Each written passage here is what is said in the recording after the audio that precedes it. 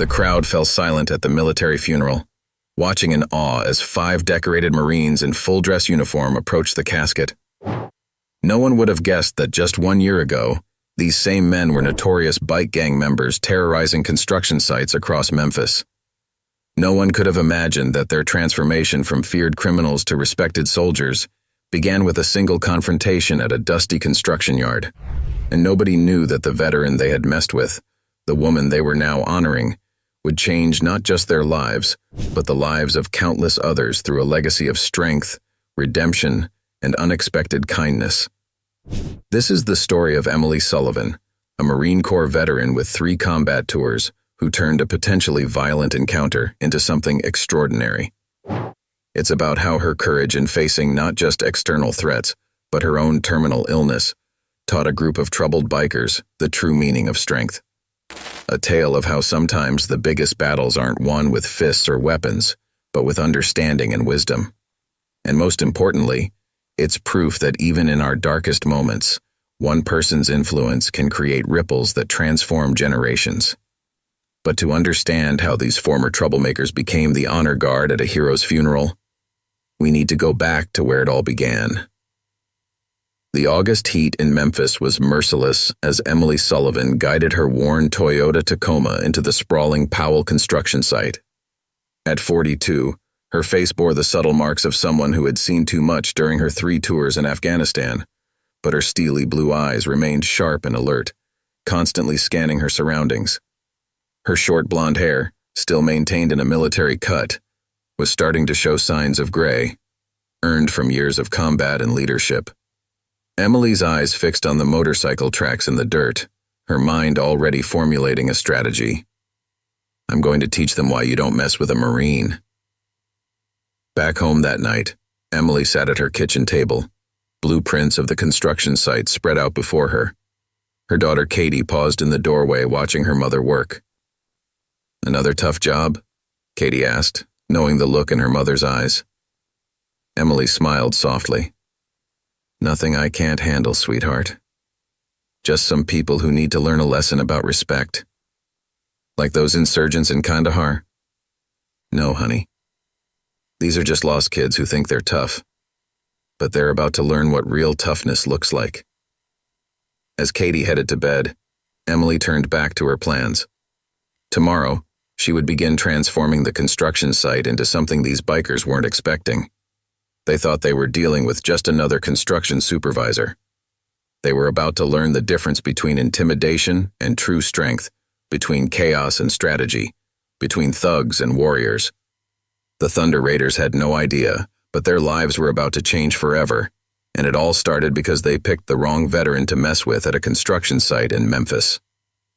Dawn broke over the Powell construction site as Emily Sullivan initiated the first phase of her plan. She'd spent the night transforming the site's security infrastructure, but not in the way the Thunder Raiders would expect. Her military experience had taught her that the best defense isn't always the most obvious one. Tommy, come take a look at this, Emily called to her young security guard. She'd chosen him specifically because he reminded her of the Marines she used to train, eager but unsure, ready to learn but needing guidance. See these camera positions?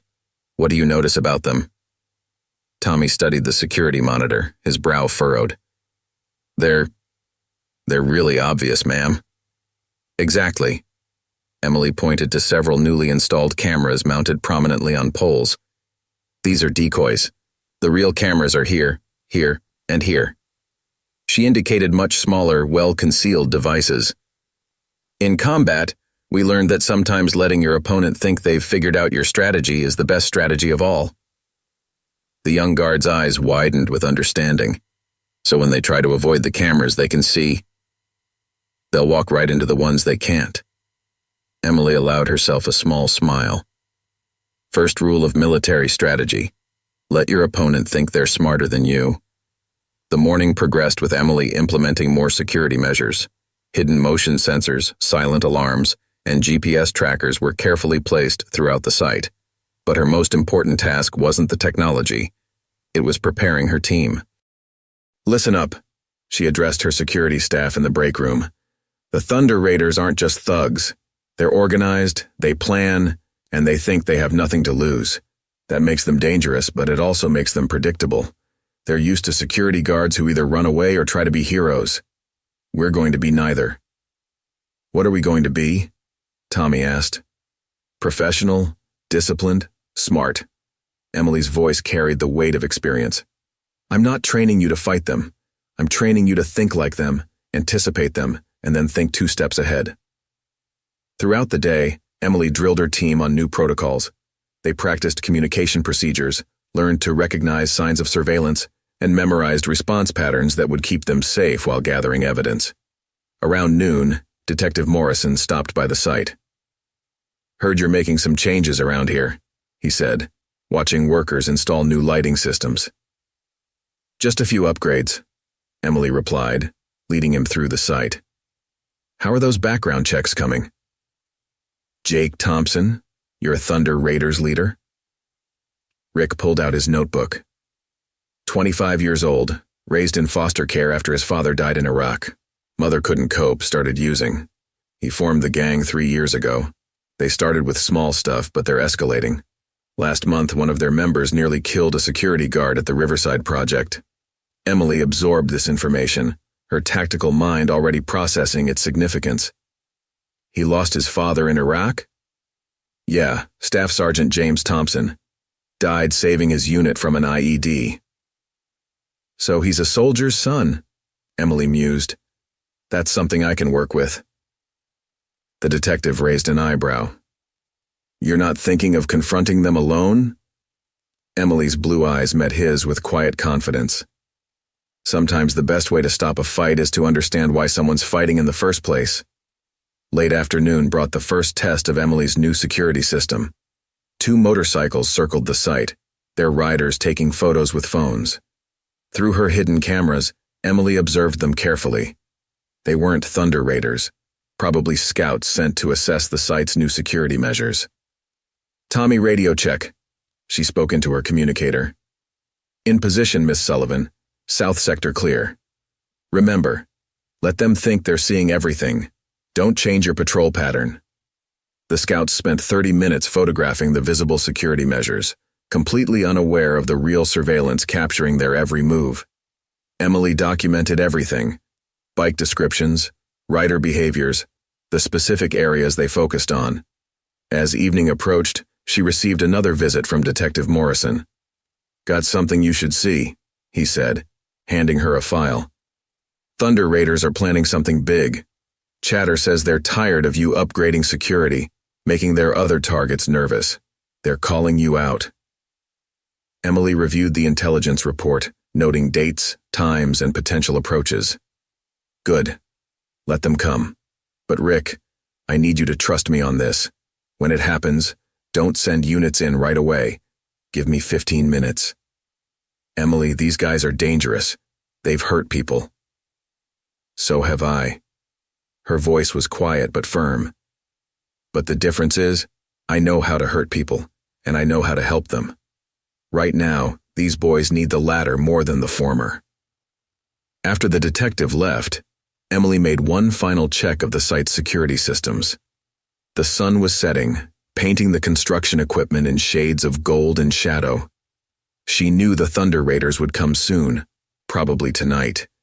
They'd seen the security upgrades, noticed the cameras and lights. They'd want to prove that they couldn't be scared off. What they didn't know was that Emily Sullivan hadn't spent 3 tours in Afghanistan just learning how to fight. She'd learned how to read people, how to understand what drove them, and most importantly, how to turn enemies into allies. Back in her office, Emily opened her desk drawer and looked at the photo she kept there. Her unit in Afghanistan, standing proud after a successful mission. Next to it was a more recent photo of her daughter Katie at her school graduation. 2 reminders of why she did what she did, why she never took the easy path of violence when a harder path might lead to something better.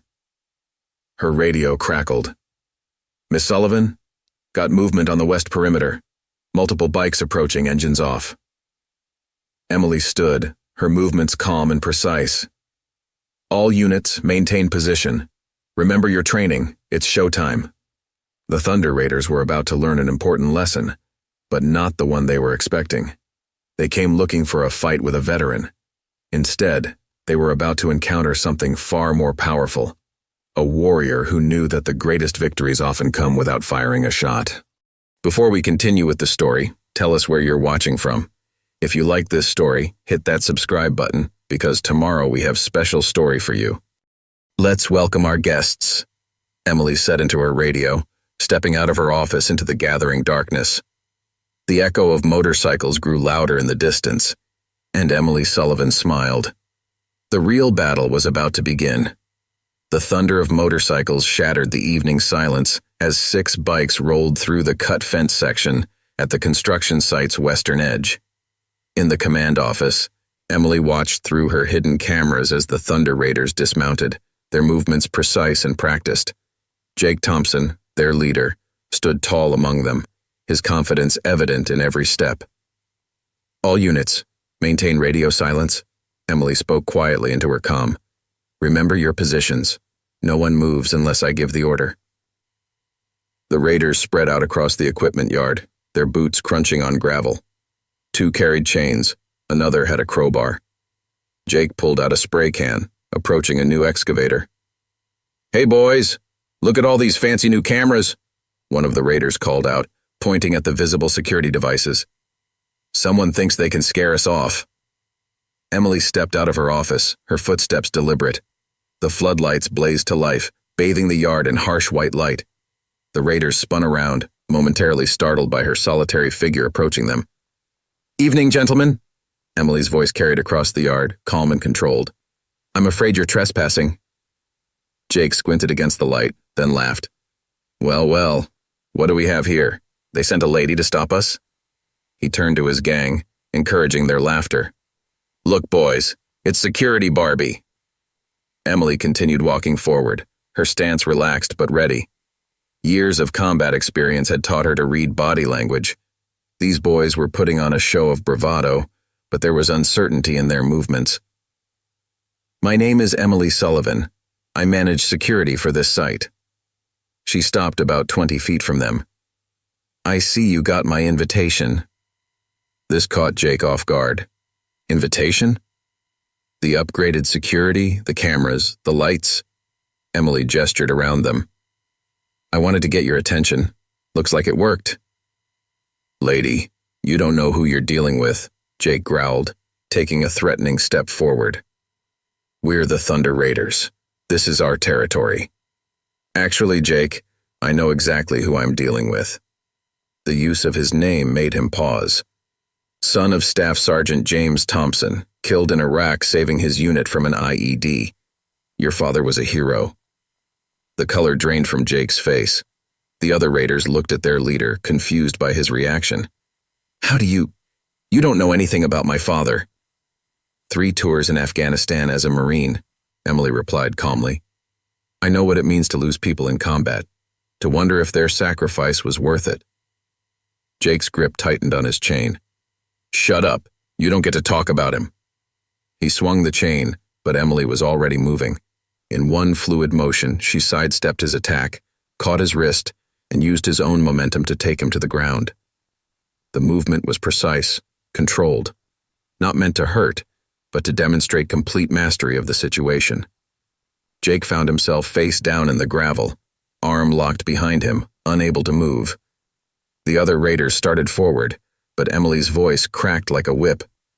"Stay back, or your leader here learns how we subdued insurgents in Kandahar." "How did you—" Jake gasped from the ground. "What are you?" "I told you, I'm a Marine." Emily's voice softened slightly. "And right now, you're dishonoring everything your father stood for." The words hit Jake harder than any physical blow. His body went slack under her hold. The other raiders stood frozen, unsure what to do without their leader's guidance. "Here's what's going to happen," Emily continued, still maintaining the hold, but keeping her voice steady. "I'm going to let you up. Then we're going to have a conversation about why a soldier's son is leading a gang that hurts innocent people." She released him, stepping back but staying ready. Jake got to his feet slowly, rubbing his wrist, his eyes filled with a mixture of anger and confusion. What makes you think I want to talk to you? Because you had 6 guys case this site for 2 days. You knew about our security upgrades. You could have hit any other construction yard in Memphis, but you came here. Emily met his gaze steadily. You wanted to know who was standing up to you. Well, here I am. One of the raiders, a younger guy Emily recognized as Mike Ghost Reynolds, spoke up. Boss, maybe we should hear her out. She's different from the other security guards. Jake looked at his gang, then back at Emily. The swagger was gone, replaced by something else, curiosity, maybe even a hint of respect. You got 15 minutes, he said finally. Emily nodded toward her office. Let's talk somewhere more comfortable. Your boys can wait out here with my security team. She clicked her radio. Tommy, bring out some coffee for our guests. As Jake followed her toward the office, she could feel the weight of his stare. That hold you used, he said quietly. My dad taught me something similar when I was a kid. Marine Corps martial arts program, Emily replied. Your father would have known it well. Inside her office, Emily gestured for Jake to sit. On her desk was a photo of her unit in Afghanistan, and next to it, the picture of her daughter Katie. You got family? Jake asked, noticing the photo. A daughter, 15. Emily sat down across from him. About the age you were when you lost your dad. Jake's tough exterior cracked slightly. Why are you doing this? Why not just call the cops? Because I've seen enough fighting to know that sometimes the biggest battles are won with words instead of fists. Emily leaned forward. So tell me, Jake, what would Staff Sergeant Thompson think about his son's leadership skills being used to terrorize innocent workers? And there, in a small construction site office in Memphis, 2 warriors, one lost, one found, began a conversation that would change not just their lives, but the lives of everyone around them. The real story was just beginning. My father died a hero. Jake's voice was quiet but intense, his eyes fixed on Emily's combat photo. And what did he get for it? A folded flag and a thank you for your service. Meanwhile, my mom couldn't cope, turned to pills. I ended up in the system. Emily sat silently, letting him talk. 15 years of military service had taught her that sometimes the most powerful thing you can do is listen. You know what's funny? Jake continued, bitter laughter edging his words. Every foster home I went to, they'd see my dad was a war hero and expect me to be some kind of perfect military brat. But all I could think was, what's so great about dying for your country when your family dies with you? Outside, through the office window, they could see the other raiders sitting with Tommy, drinking coffee. The initial tension had eased somewhat, though both groups maintained a watchful distance. Your father didn't die for his country, Emily said finally. Jake's head snapped up, anger flashing in his eyes, but she continued before he could speak. He died for his men. There's a difference. She reached into her desk drawer and pulled out a tablet. Your father's unit? I made some calls, found the after-action report. Want to know what really happened that day? Jake's hands clenched into fists, but he nodded. Your father's convoy was heading back to base when they spotted an IED. Standard procedure would have been to call EOD, wait for specialists. But there was a local school nearby, kids playing soccer. If that IED went off... Emily paused, letting the implications sink in. Your father chose to handle it himself. He got his men clear first. That's leadership, Jake. That's putting others before yourself. And it got him killed. Jake spat. It saved 12 Marines and 23 Iraqi children. Emily's voice remained steady. The men in his unit still talk about him. One of them named his son James. Jake stood abruptly, pacing the small office. Why are you telling me this? Because you've got your father's leadership skills. I've seen how your people look at you, how they follow you, but you're using those skills to destroy instead of protect. Emily stood as well. You think you're rebelling against the system that failed you? All you're doing is making sure other kids grow up without their parents too. The words hit home. Jake stopped pacing, his shoulders slumping slightly. What am I supposed to do? Go sign up? Be cannon fodder like my old man? No. Emily moved to stand beside him at the window. I'm suggesting you find a way to honor his sacrifice instead of tainting it. Those men out there, they follow you because they're looking for the same thing you are.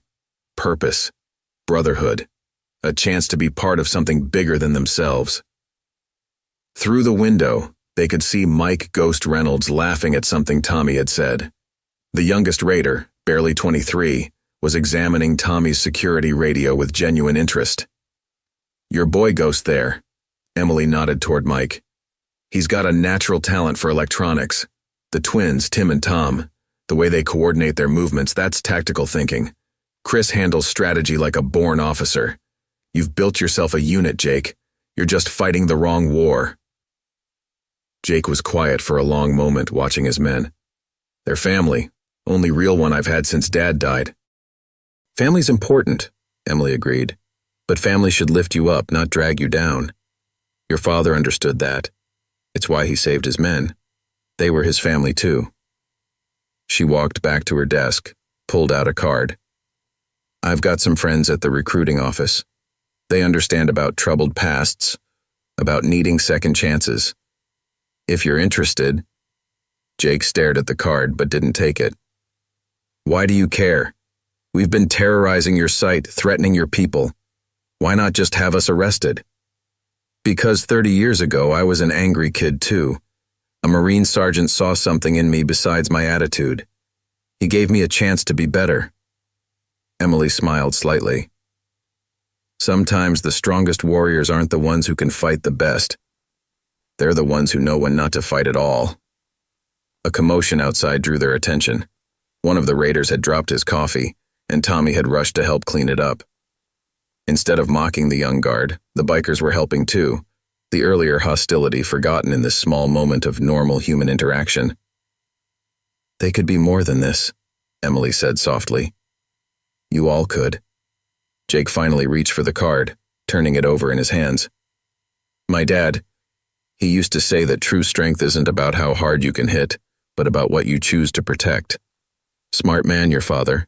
Emily's voice held genuine respect. Sounds like his son might be starting to understand what he meant. Before Jake could respond, a cough from Emily stopped him. It was small, barely noticeable, but enough to make her reach for a tissue. Jake's eyes narrowed with concern, catching something in her movement that reminded him of his mother's early symptoms. You okay? Just a cough, Emily said dismissively. Now, about your men. But Jake had seen something in that moment, something that would later become crucially important. For now, though, he focused on the card in his hand, on the possibility of a different kind of life. If we wanted to explore other options, he said carefully, would you help us? One condition, Emily replied. No more terrorizing construction sites. You want to prove you're tough? Prove you can be better than what everyone expects you to be. Jake looked out at his men again, seeing them not as they were, but as they could be. Then he extended his hand to Emily. Deal. Neither of them knew it then, but that handshake would mark the beginning of not just a transformation, but a legacy that would impact countless lives. The Thunder Raiders had come looking for a fight. Instead, they'd found a mentor, a purpose, and a chance at redemption. And for Emily Sullivan, though she didn't know it yet, she'd found something too, a final mission that would give meaning to the battles yet to come. 2 weeks after the confrontation, Emily stood at the construction site's entrance, watching as 5 motorcycles pulled up. This time, there was no sneaking in, no hostile intent. Jake and his raiders parked properly, walking toward her with a mix of awkwardness and determination. Ms. Sullivan, Jake nodded, the respect in his voice genuine. Behind him, Ghost, the twins, and Chris looked around nervously, as if expecting a trap. Right on time, Emily said approvingly. First rule of military discipline, punctuality matters. She led them toward a makeshift classroom she'd set up in one of the site's finished offices. Today, we start your real training. The raiders exchanged confused looks. Thought we were just going to talk about joining up, Chris muttered. You want to be soldiers? Emily's voice carried across the room. Then you start acting like soldiers now. Not when you enlist, now. She pointed to a stack of books on a table. Your records show none of you finished high school. Can't join without a GED. Jake picked up one of the books, surprise crossing his face. You got us study materials? And tutors? Emily opened the door, revealing Tommy and 2 other veterans she knew. Meet your instructors. 3 months of intensive study. You pass your GEDs, we talk about enlistment. 3 months? Tim, one of the twins, protested. That's less time than you'd spend in jail if I turned over the evidence we have on your previous activities. Emily cut in smoothly. Choice is yours. Walk out now or prove you're serious about changing. The raiders looked to Jake, who was still holding the study guide. He met Emily's steady gaze, then nodded. We're in. All of us. Over the next few hours, Emily watched as the former gang members tackled their first lessons. Ghost, unsurprisingly, excelled at mathematics. The twins showed an aptitude for history, while Chris demonstrated strong analytical skills in science. But it was during their lunch break that Emily noticed something else. The raiders were talking differently, carrying themselves differently. Just the prospect of a legitimate future was already changing them. Miss Sullivan? Ghost approached her tentatively. Found something weird in these math problems. There's got to be an easier way to solve them. Emily smiled, recognizing the spark of genuine curiosity. Show me. As Ghost explained his thinking, Emily felt another cough building in her chest. She suppressed it, but not before Jake, watching from across the room, noticed her discomfort. After the study session, Jake hung back as the others left. Level with me, he said quietly. You're sick, aren't you? Emily met his concerned gaze. Focus on your studies, Jake. My health isn't your concern. It is if you're... He paused, memories of his mother's illness clearly visible in his eyes. We need you. You can't just... Everyone dies, Jake. Emily's voice was gentle but firm. What matters is what we leave behind. Right now, focus on becoming someone your father would be proud of. That's all I'm asking. Later that evening, Emily sat in her doctor's office, receiving news she'd been dreading. Stage 3 lung cancer. Aggressive. Treatment options limited. How long? She asked Dr. Cooper. With treatment? Maybe a year? Without 6 months at best. Emily nodded, her military training helping her process this like any other tactical situation.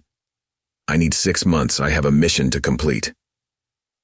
Dr. Cooper looked confused, but Emily was already planning.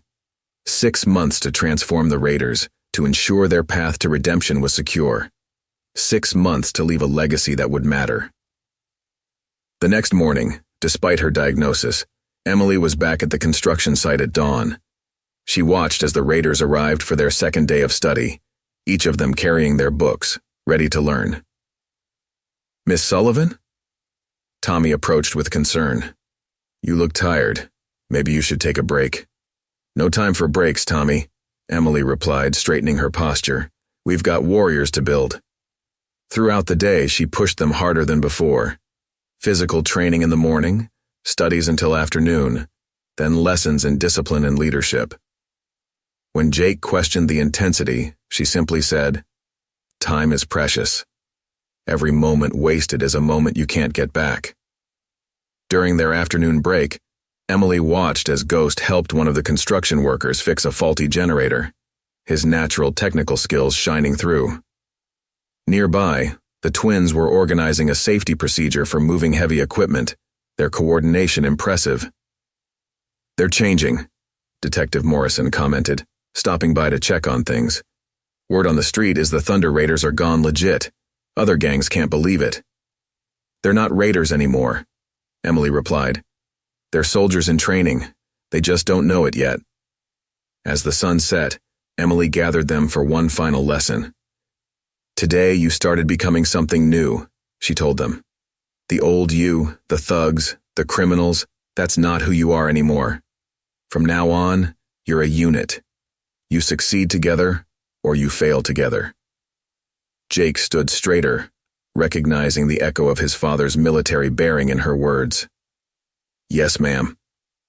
Emily suppressed another cough, maintaining her composure through sheer will. She had 6 months to complete this mission. 6 months to ensure these lost souls found their way. 6 months to turn gang members into soldiers. Time was her enemy now, but Emily Sullivan had never backed down from a fight. This would be her last battle, her final victory. And watching these former troublemakers transform day by day, she knew it would be her greatest achievement. As the raiders left for the day, Emily heard them making plans to study together that evening. The same tactical planning they once used for crimes was now being applied to education. The transformation had begun. Looking up at the setting sun, Emily allowed herself a small smile. "See that, Staff Sergeant Thompson?" she whispered. "Your son's coming home. Just give me time to get him there." 1 month into their training, the change in the raiders was becoming evident to everyone. Gone were the leather vests with gang insignias, replaced by plain work clothes. Their motorcycles, once tools of intimidation, now parked neatly in designated spaces at the construction site each morning.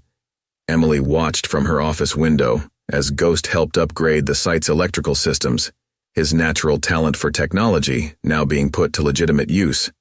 The twins had taken charge of organizing safety drills for the construction workers, while Chris developed efficient logistics plans for material deliveries. But it was Jake who showed the most dramatic transformation. He'd taken to arriving an hour early each day, often finding Emily already there despite her increasingly obvious fatigue. "You should be resting," he said one morning, catching her in another coughing fit. "Can't," Emily replied, straightening up with effort. "Not yet. Show me your practice test results." Jake placed his GED practice exam on her desk, 92%. His eyes, however, remained fixed on her pale face. "My mom looked just like you do now, near the end." Emily met his gaze steadily. "I'm not your mother, Jake, and I'm not done yet." She picked up his test paper. "Tell me what question you missed in the history section." Later that morning, during their group study session, Emily noticed Ghost struggling with a particularly complex mathematics problem. She moved to help him but stumbled slightly, catching herself on a desk. "Ms. Sullivan?" Ghost started to rise, concern evident on his face. "I'm fine," she said firmly. "Now about this equation." But she wasn't fine. Dr. Cooper had been cleared during her last visit. The cancer was spreading faster than expected. Treatment wasn't working as hoped. Her time was growing shorter. During lunch break, Emily sat in her office reviewing their progress reports when Detective Morrison stopped by. She quickly tucked a medical document under some papers. "You're not going to believe this," Rick said, settling into a chair. "Remember that Riverside construction project the raiders hit last month? The owner called. Wants to know if your reformed gang members can help upgrade their security. Says he's heard about the changes here." Emily smiled. "Send them Ghost. He's ready for his first legitimate consulting job." "Emily," Rick's voice softened. "Word's getting around about your condition. People are worried." "People should focus on their own business," she replied sharply, then softened. "I have work to finish here, Rick. Everything else can wait." That afternoon, Emily gathered the raiders for a special lesson. She'd set up a tactical training scenario using the construction site's layout. "Today, we're learning about strategic thinking," she announced. "Jake, your father would have known this drill. It's called Secure and Protect." For the next 2 hours, she taught them military-style planning, using their natural skills in new ways. Ghost's technical knowledge, the twins' coordination, Chris's analytical mind, all focused now on protection rather than destruction. "See how it feels?" she asked them afterward. "Using your strengths to help instead of harm? That's what being a soldier means." As they packed up for the day, Emily overheard Chris talking to Jake. "Think we can really do this? Actually become soldiers?" "Look at what we've already done," Jake replied. "Month ago, we were terrorizing places like this. Now we're helping protect them. Ms. Sullivan showed us we could be more." Emily felt pride warm her chest, quickly followed by another coughing spell. This one was worse, bringing her to her knees. The raiders rushed to help, but she waved them back. "Tomorrow," she gasped out. "Tomorrow we start physical training. You want to be soldiers? Better be ready to run." After everyone left, Emily sat alone in her office, reviewing their files. Each raider was showing remarkable progress, not just in their studies, but in their character. Ghost had stopped carrying his switchblade. The twins hadn't been in a fight for weeks. Chris was talking about taking college courses after getting his GED. Her phone buzzed, a text from Dr. Cooper. "Missed your appointment today. Treatment can't wait." Emily typed back, "Neither can they." Looking at the photos on her desk, her military unit, her daughter Katie, and now a new one of the raiders studying together, Emily felt the weight of time pressing down on her. The cancer was eating away at her strength, but she couldn't stop. Not yet. These boys needed her for just a little longer. She picked up Jake's practice test again, remembering his father's sacrifice. Staff Sergeant Thompson had given his life to save others. Now his son was finally becoming someone worthy of that sacrifice. "Just a little more time," she whispered to the empty office. "Just enough to get them ready." Outside, the construction site was quiet, except for the gentle hum of the security systems Ghost had helped install. Emily smiled, remembering how just a month ago, these same young men had been trying to destroy this place. Now they were its protectors. The transformation wasn't complete yet, but it was well underway. The Thunder Raiders were dying, but in their place, something better was being born. Emily just had to make sure she lived long enough to see it through. She gathered her things, moving slower than usual, her body betraying her determination. Tomorrow would be harder. The physical training would push them, and her, to their limits. But Emily Sullivan had never believed in easy victories. As she walked to her truck, she passed the spot where she'd first confronted Jake. The memory brought a smile to her face. They'd come so far from that night, both her and the raiders. Now it was a race against time to see just how far they could go, and Emily Sullivan intended to win that race, no matter what it cost her. 3 months into their training, a situation arose that would test everything the raiders had learned. Emily, now visibly thinner and relying occasionally on a cane, received an urgent call from Detective Morrison. "Got trouble at the Riverside construction project." Rick's voice was tense. "The Scorpions moved in after the raiders left. They're demanding protection money, roughed up 2 workers this morning." Emily looked through her office window at her trainees. Ghost was teaching a computer security class to the site's staff. The twins were conducting safety inspections. Chris was reviewing logistics plans with the project manager, and Jake was leading a physical training session with newer security personnel. "Send me the details," Emily replied, already forming a plan. Later that afternoon, she gathered the raiders in their classroom. "Time for a practical test," she announced, hiding a cough behind her hand. "Remember the Riverside project you used to terrorize?" The raiders shifted uncomfortably at the reminder of their past. Jake spoke up. "We heard about the Scorpions. Been wanting to do something, but didn't want to break our promise about staying out of gang activity." "Good instinct," Emily nodded approvingly. "But today we're going to handle this legally. Think like soldiers, not thugs. Ghost, what's the first step in any military operation?" "Intelligence gathering, ma'am," Ghost replied without hesitation. "Know your enemy, know the terrain." "Exactly. Chris, tactical assessment?" Chris straightened in his chair. "The Scorpions have about 20 members, but only 6 are involved in the construction site extortion. They're armed, but mostly for show. Their pattern is to strike during lunch breaks when workers are scattered." Emily smiled. Her raiders had already been gathering intel, staying informed about their old territory without engaging. "The construction company has hired us as legitimate security consultants. This is your first real mission as protectors instead of predators. How do we handle it?" For the next hour, they developed a plan. Ghost would set up surveillance. The twins would coordinate with local security. Chris would develop response protocols. Jake would lead the operation. "Remember," Emily emphasized. We're not looking for a fight. We're preventing one. Show them what legitimate authority looks like. The next day, Emily watched from a distance as her plan unfolded. The raiders, now dressed in professional security uniforms, deployed around the Riverside site. When the Scorpions arrived, expecting to find easy targets, they instead encountered a well-organized security force. This site is under professional protection, Jake announced, his voice carrying the same authority he'd once used to intimidate. I'm giving you one chance to leave peacefully. The Scorpions' leader, recognizing Jake, laughed. Thunder Raiders going soft, playing security guard now? Not Thunder Raiders anymore, Jake replied calmly. We're something better. Last warning. The Scorpions looked at each other uncertainly. They'd expected frightened workers, not trained security professionals.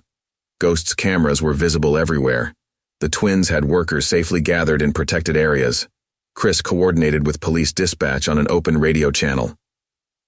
You really switched sides, the Scorpion leader spat. Became one of them. No, Jake corrected. We became who we were always meant to be. He pulled out his phone, showing official security credentials. Now, we can do this legally, or we can let the police handle it. Your choice. The Scorpions, faced with legitimate authority instead of rival gang members, slowly backed down. As they retreated, Emily felt pride swell in her chest, followed by another coughing fit.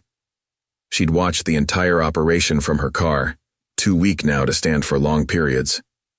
Jake found her there after the situation was resolved. Shouldn't be out here in your condition, he said softly, helping her sit up straighter. Couldn't miss your first official security operation, Emily managed between coughs. Your father would have been proud today. You protected people, commanded respect through authority rather than fear. The other raiders gathered around her car, their faces concerned but proud. Ghost held up his tablet, showing surveillance footage of the operation. Everything by the book, Ms. Sullivan, just like you taught us. And the best part? Chris added excitedly.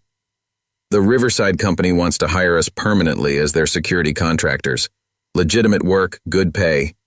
Emily smiled through her exhaustion. See? Everything you learned as raiders, leadership, coordination, tactical thinking, it was never about being criminals. It was about being warriors who just needed the right cause. The twins shared a look before Tom spoke up.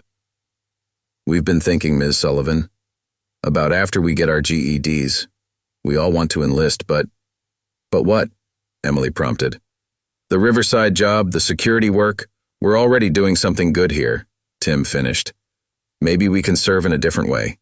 National Guard, maybe, so we can keep protecting our community too. Emily's eyes filled with tears of pride. They weren't just learning to follow orders. They were learning to think independently, to find their own way of serving. That's what real leadership is about, she told them. Not telling people what to do, but helping them discover the best in themselves. Later that evening, at the hospital for her treatment, Emily shared the day's events with Dr. Cooper. They're ready, she said weakly as he checked her vitals. Sooner than I expected. And you're worse than expected, Dr. Cooper replied grimly. The new tests show. I don't need to see them, Emily interrupted. Just tell me how long. A month, maybe less. Emily nodded, already planning. Their GED tests are in 2 weeks. That's enough time. Emily, Dr. Cooper started, but she held up her hand. I made them a promise, doctor. They kept their end, stayed clean, worked hard, changed their lives. I'll keep mine, no matter what it costs. Driving home that night, Emily pulled over as another coughing fit struck. In the glow of streetlights, she looked at 3 photos on her dashboard, her military unit, her daughter Katie, and now the raiders in their security uniforms, standing proud after their first legitimate operation. Her phone buzzed with a text from Jake. Thank you for today. For everything. We won't waste this second chance. Emily smiled, wiping blood from her lips. Her time was running out faster than expected, but looking at those photos, she knew her legacy would live on. The raiders weren't just changing their own lives now. They were becoming protectors, ready to change other lives too. Mission almost accomplished, she whispered to herself, starting her car again. Tomorrow would bring more training, more preparation, more transformation. She had to hold on just a little longer, had to make sure they were ready to continue without her. Because Emily Sullivan knew now that the measure of a warrior isn't in how they fight, but in what they leave behind. And these men, her raiders turned protectors, would be the finest legacy any soldier could hope for. The morning of the GED tests dawned with a heavy silence over Memphis. Emily sat in her car outside the testing center, gathering strength for what she knew would be one of her final battles. The latest round of treatment had left her barely able to walk, but she'd insisted on being here. The raiders needed her one last time. "Ms. Sullivan?" Jake's voice came from her car window. She hadn't even heard him approach. "You didn't have to come. We know how sick you are." Emily forced herself to sit up straighter, fighting against the pain. "Rule number 1 of being a leader, Jake. You see your mission through to the end." One by one, the other raiders gathered around her car. They looked different now. Clean-cut, focused, wearing dress shirts and slacks instead of leather and denim. Ghost clutched his calculator like a lifeline. The twins kept reviewing flashcards. Chris paced, muttering mathematical formulas under his breath. "Listen up." Emily called them closer, her voice weaker than she'd have liked but still carrying authority. "You've prepared for this. You're ready. Now show them what I've known all along, that you're more than what the world expected you to be." "But what if we fail?" Ghost's voice was barely a whisper. Emily fixed him with a stern look. "Marines don't fail, Ghost. We adapt and overcome. If any questions stump you, remember your training. Break them down. Think them through. Use that tactical mind I've been drilling into you." Jake noticed her hands trembling as she gripped her cane. "At least let us help you inside." "No," Emily shook her head. "You focus on your tests. I'll be right here when you finish." As they walked toward the building, Emily called out one last time. "Raiders!" They turned back. "Make me proud." The next 4 hours were among the longest of Emily's life. She drifted in and out of consciousness, fighting to stay alert. Dr. Cooper had warned her against leaving the hospital, but she'd made a promise. The pain in her chest grew worse, but she refused to leave her post. Detective Morrison found her there around noon. "Emily, for God's sake," he started, seeing her condition. "Don't," she cut him off. "Not now. They're almost done." Rick looked at her pale face, the blood-spotted tissue in her hand. "At least let me call an ambulance to stand by." "They come out of that building. I want them seeing me strong," Emily insisted. "Not in an ambulance." Another hour passed. Emily used every technique she'd learned in combat to stay conscious. Focus on the mission. Compartmentalize the pain. Complete the objective. Finally, the doors opened. The raiders emerged, their expressions unreadable. Emily forced herself to sit up straight as they approached her car. Jake reached her first, his face serious. Then slowly, a smile spread across his face. "We did it," he said quietly. "All of us. We passed." Emily felt tears well up in her eyes as the others confirmed their success. Ghost had scored highest in mathematics. The twins excelled in science. Chris topped the social studies section. And Jake had aced the entire test. "Show me," she whispered, her hands shaking as they handed her their preliminary results. There it was in black and white. Every single one had passed, most with scores well above average. "You know what this means?" Ghost asked excitedly. "We can enlist now. For real." Emily tried to respond, but another coughing fit hit her, worse than before. This time, she couldn't hide the blood that stained her sleeve. "That's it," Jake said firmly. "You're going to the hospital right now." For once, Emily didn't argue. Her mission was complete. The raiders had proved themselves. Now she could finally rest. As Jake and Chris helped her into Rick's police car, she caught sight of their reflections in the window. These young men who'd transformed from troublemakers into leaders. They weren't just passing a test today. They were passing through a doorway into their new lives. Ms. Sullivan, Ghost called before they drove away.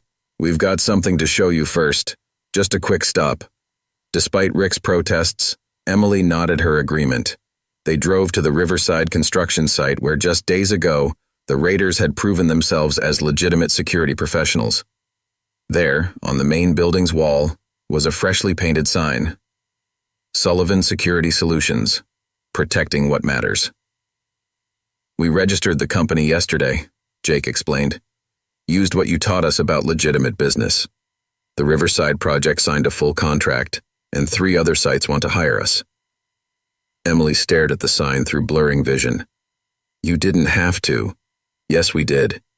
Chris interrupted. You gave us a future. Now we're going to build something that honors that gift. National Guard on weekends, Tim added. Sullivan security during the week, protecting our community, just like you taught us. And the best part? Tom continued. We're going to hire other guys like us, give them the same chance you gave us. Emily reached for Jake's hand as another wave of pain hit her. Your father, she managed to say, would be so proud of the man you've become. Our success is your legacy, Jake replied softly. Everything we become from here on out. It's because you saw something in us worth saving. As Rick finally insisted on driving her to the hospital, Emily looked back at her raiders. No, her soldiers, standing at attention before their new company sign. They'd come so far from the lost souls who'd tried to vandalize her construction site just months ago. In the car, Rick glanced at her with concern. Was it worth it? Pushing yourself this hard? Emily touched the GED results in her pocket, thought of the proud men she'd just left, remembered Jake's father and his sacrifice. Some missions, she whispered, are worth any price. At the hospital, Dr. Cooper was waiting with a wheelchair and a grave expression, but before she let them take her inside, Emily made one final call.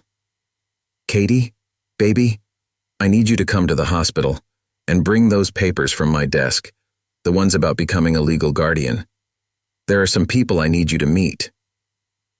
As they wheeled her toward the intensive care unit, Emily Sullivan allowed herself to finally acknowledge what she'd known for weeks. Her war was almost over.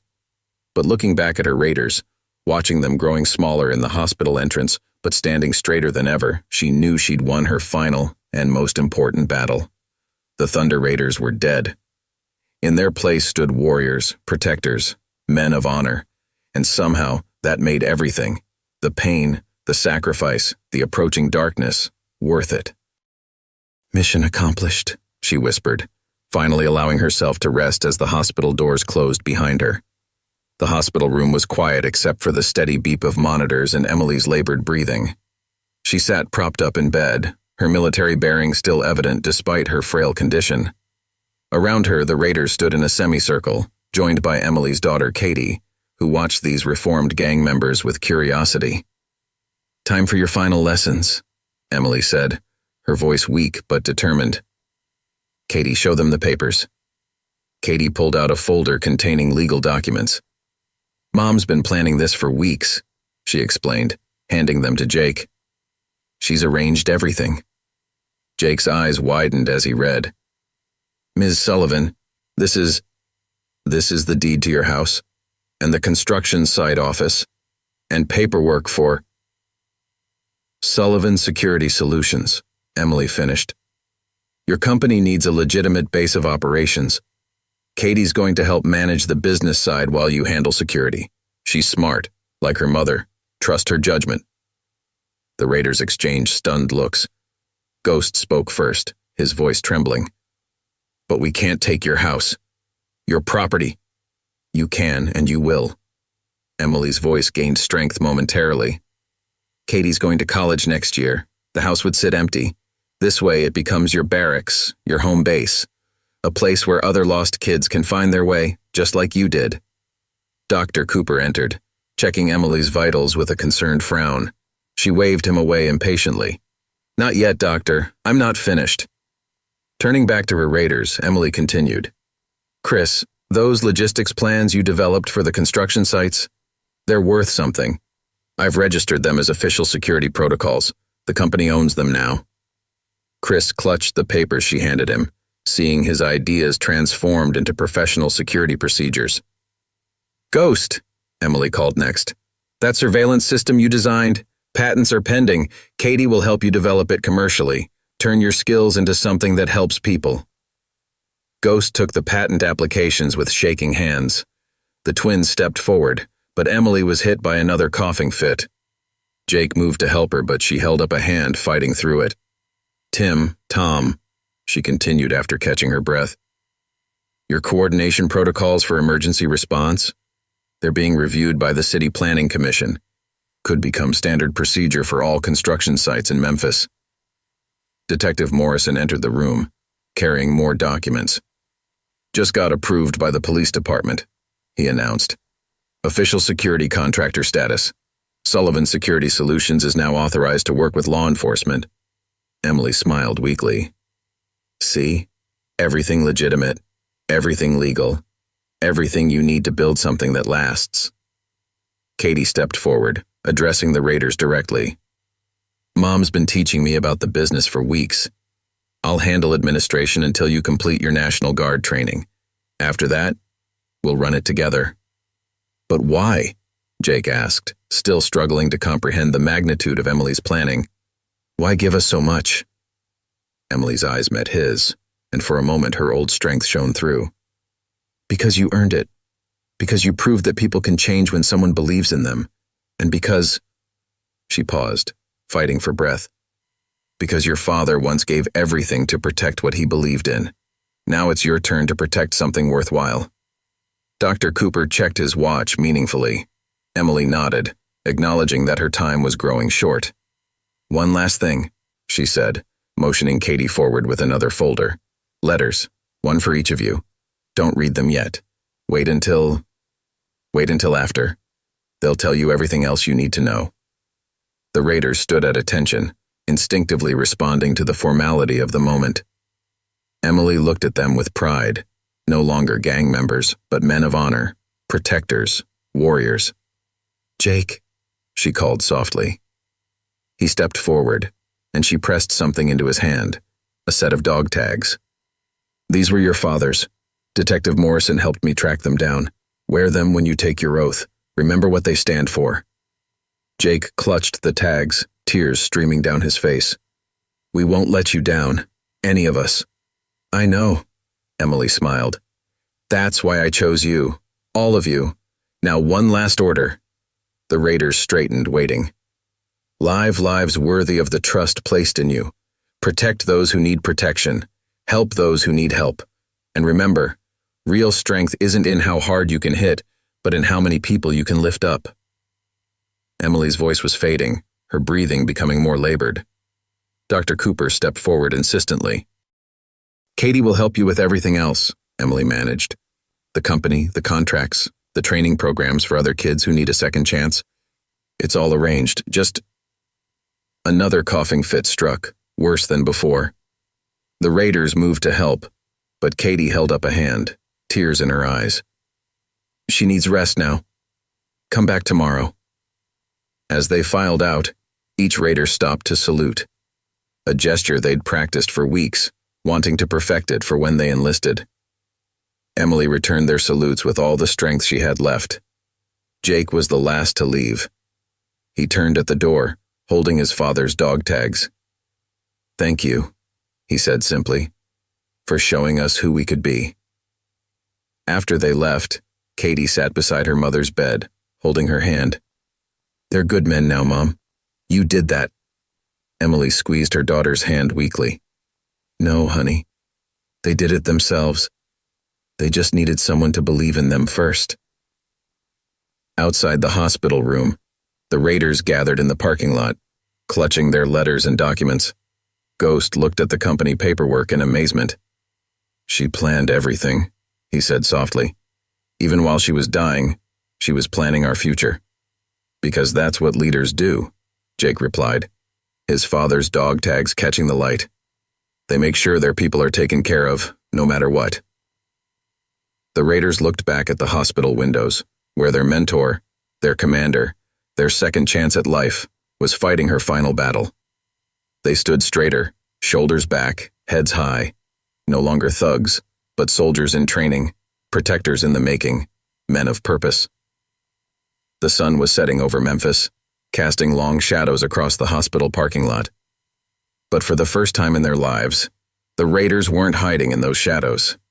They were standing in the light, ready to carry on the legacy of the veteran who had believed in them when no one else would. The call came at dawn, 3 days after their last visit. Jake was already at the Sullivan security office preparing for morning briefing when Katie's number flashed on his phone. He didn't need to hear the words to know. The slight tremor in Katie's voice said everything. She went peacefully, Katie managed to say. In her sleep, she left something for all of you. Said you'd know what to do. Within an hour, the Raiders gathered at Emily Sullivan's house, now their base of operations. Katie met them at the door, holding a sealed envelope. Inside was a single sheet of paper, covered in Emily's precise handwriting. If you're reading this, my final mission is complete, but yours is just beginning. In my study, you'll find everything you need for a proper military funeral. I've earned that right, and now you've earned the right to stand honor guard. Make me proud one last time. Emily. The Raiders followed Katie to the study, where they found 5 garment bags. Inside each was a carefully pressed dress uniform, not military issue but professional security uniforms, designed to mirror Marine Corps formal wear. On the breast pocket of each, Sullivan Security Solutions Honor Guard. She designed them herself, Katie explained, fighting back tears. Had them made weeks ago, said you'd need them sooner than anyone thought. Jake opened his letter, the one Emily had given them in the hospital. His hands shook as he read. Jake, you remind me so much of your father. Not just your face or your bearing, but your heart. You were born to lead, just like he was. Those dog tags around your neck? They're not just your father's legacy. They're a reminder that some things are worth fighting for, worth dying for, worth living for. Lead these men well. Make both your fathers proud. Each Raider found similar messages in their letters. To Ghost, she wrote of his brilliant mind and how it could protect instead of destroy. To the twins, she spoke of their uncanny coordination becoming a force for good. To Chris, she detailed how his strategic thinking could save lives instead of endangering them. The funeral was held 3 days later. Emily had arranged everything, down to the smallest detail. The Raiders stood honor guard in their new uniforms, their bearing perfect, their movements precise, just as she had taught them. Katie sat in the front row, watching these former gang members protect her mother one last time. Detective Morrison delivered the eulogy. Emily Sullivan didn't just serve her country in combat. She continued serving it until her last breath, turning enemies into allies, lost souls into warriors, and proving that redemption is possible for anyone brave enough to fight for it. When it came time to fold the flag, the Raiders performed the ceremony flawlessly. They'd practiced for weeks in secret, wanting to surprise Emily. Now they performed it in her honor, each fold precise, each movement respectful. Jake presented the flag to Katie, his voice steady despite his tears. On behalf of Sullivan Security Solutions and the men your mother saved, we present this flag in honor of her service, not just to her country, but to all of us.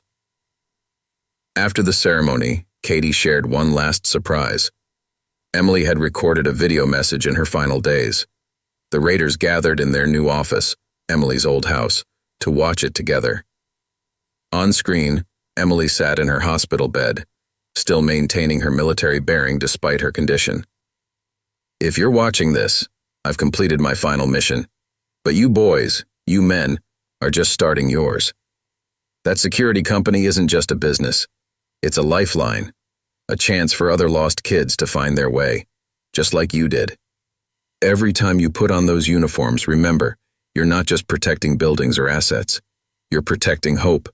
You're protecting the possibility of change. She paused, fighting for breath before continuing. Jake, your father died protecting others. Now you'll live doing the same thing. Ghost, those surveillance systems you design will keep people safe. Chris, your strategies will prevent violence instead of causing it. Tim, Tom, your coordination will save lives. I'm proud of all of you, not just for what you've become, but for what you'll help others become. The video ended with Emily offering one final salute. The Raiders stood and returned it, tears streaming down their faces. Later that evening, they gathered outside the recruitment office. The National Guard recruiter was waiting. Another arrangement Emily had made before her passing. Their paperwork was ready, their backgrounds cleared, thanks to Detective Morrison's help. Their futures prepared. You sure about this? The recruiter asked, looking at their former gang tattoos. Guard duty isn't easy. Jake touched his father's dog tags, then looked at the Sullivan security badge on his chest. Nothing worth doing ever is, sir. But we had a good teacher. One by one, they signed their enlistment papers. Part-time soldiers, full-time protectors, exactly as Emily had planned. By day, they would run Sullivan security, helping other troubled youth find their path. By night and weekends, they would train to serve their country. As they left the recruitment office, they passed their old motorcycles, now painted in Sullivan security colors, their gang insignias replaced by the company logo, a shield overlaid with crossed rifles, and the words, "Protection through Redemption." You know what she'd say right now? Ghost asked, looking at their new uniforms, their signed papers, their transformed lives. Mission accomplished, they all replied together, standing tall under the setting sun. Back at their new headquarters, Katie was waiting with more of Emily's files, detailed plans for expanding the company, helping other troubled youth, creating a legacy of change. The Raiders spent the night reviewing them, honoring their mentor's final wishes by planning for the future she had helped them secure.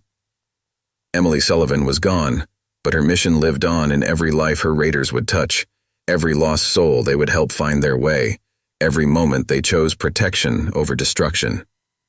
The Thunder Raiders were dead, but Sullivan soldiers, as they now called themselves, were just beginning their most important mission, keeping alive the legacy of the veteran who had taught them that true strength lies not in destruction, but in protection.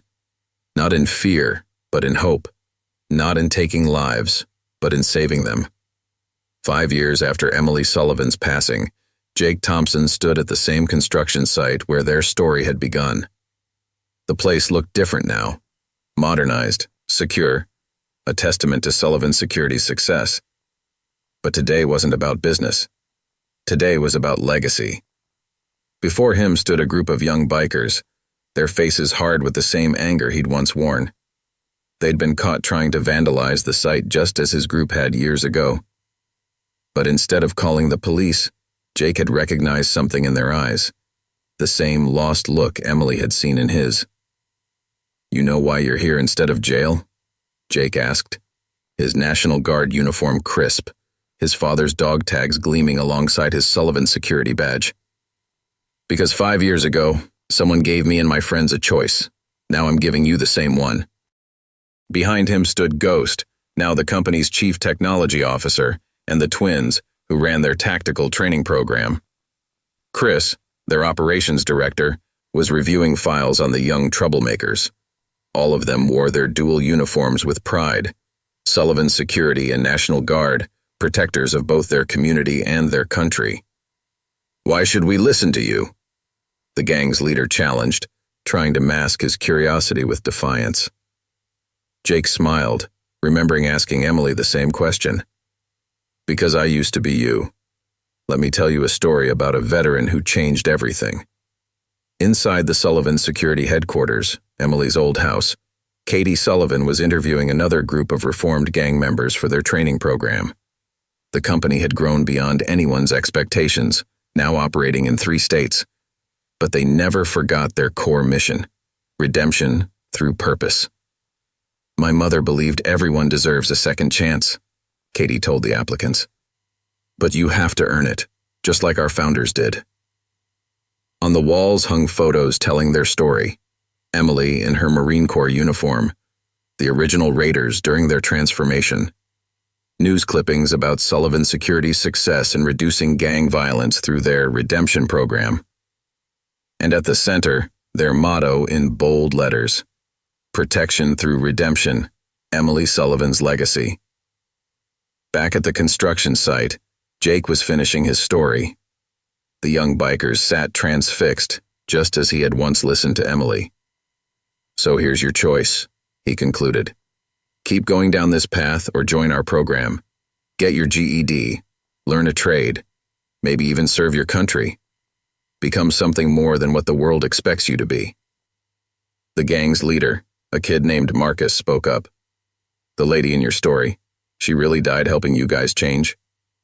"She gave her life making sure we had a chance to live better ones," Jake replied. "Now we do the same for others. That's what real strength is about." Ghost stepped forward, holding enrollment forms. "We've got 20 graduates working for us now, 8 in the National Guard, 3 in college, all former gang members." The twins added, "Program takes 18 months. Not easy, but neither is spending your life looking over your shoulder waiting for your luck to run out." Chris pulled up their records on his tablet. "We've checked your backgrounds. You're all eligible. But you have to want to change. Really want it." Marcus looked at his friends, seeing the same hope in their eyes that Jake had seen in his Raiders' faces years ago. "What's the catch?" "The catch is," Jake answered, "once you're in, you're family. And family lifts each other up, doesn't let each other down. Just like Emily did for us." One by one, the young bikers stepped forward to take the enrollment forms. As they did, Jake touched his father's dog tags, then the Sullivan security badge over his heart. "Thank you, Emily," he whispered. Mission continuing. That evening, Sullivan Security's founders gathered at Emily's grave. It had become their tradition before inducting new members into their program. The headstone read, "Emily Sullivan Marine, Mentor, Guardian. Strength lies not in destruction, but in protection." Katie joined them, carrying fresh flowers. "Mom would be proud," she said, looking at the company reports in her hand. 57 lives changed, hundreds more touched by our graduates. Her legacy keeps growing." Jake nodded, remembering Emily's final words about living lives worthy of the trust placed in them. "Ghost, show them the numbers." Ghost pulled up their latest community impact report. Gang activity down 60% in their areas of operation. Dozens of former gang members now employed in legitimate security work. A scholarship program for at-risk youth, named in Emily's honor. "Should have seen the new kids today," Chris added. "Same look we had. Lost, angry, but hungry for purpose. Just need someone to believe in them," the twins said together, a habit they'd never lost. As the sun set over Memphis, Jake looked at his team. No longer gang members, but respected professionals, community leaders, warriors for good. Then at their new recruits, beginning the same journey they had traveled. "Emily told me once that some battles are worth dying for," he said quietly. "But she taught us something even more important. Some causes are worth living for." They stood at attention, rendering a final salute to their fallen mentor. Behind them, their motorcycles gleamed in the fading light, the Sullivan Security logo catching the sun's last rays. No longer symbols of intimidation, but of protection. Not of fear, but of hope. And somewhere they could almost hear Emily Sullivan's voice, strong and clear. "Mission accomplished, soldiers. Mission accomplished." But they knew the real mission was just beginning. Every life they changed, every soul they helped redeem, continued the legacy of the veteran who had taught them that true strength lies not in what you take from the world, but in what you give back to it. The Thunder Raiders were long gone. But Sullivan's soldiers would march on, protecting what matters, saving what's worth saving, and proving that sometimes the greatest battles are won not through force, but through faith in the good that lives in every heart, even those that seem most lost. For Emily Sullivan hadn't just saved a group of troubled bikers. She had started a movement, created a legacy, and showed that one person's belief in others can create ripples that change countless lives. And that was a mission worth fighting for, worth dying for, worth living for.